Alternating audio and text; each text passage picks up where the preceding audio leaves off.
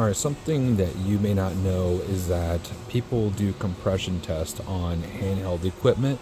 And you actually, yes, it will tell you obviously if it has super low compression that you have compression issues, but they actually still tells you actually not to do compression tests. There's no exact number that compression should be.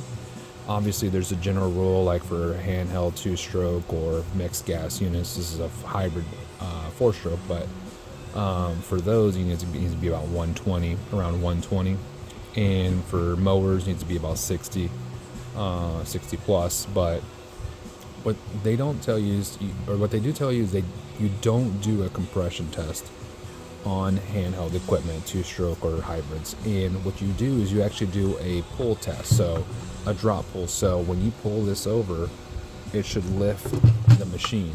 So let's say I was to pull this string, it would just pull out without me putting any downward pressure on it.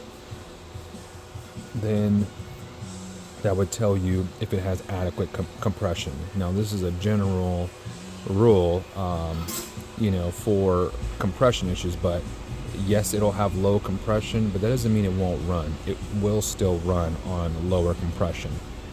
Being that this is a hybrid overhead valve, this doesn't use ports. This uses actual valves like an engine on a car or on a motor.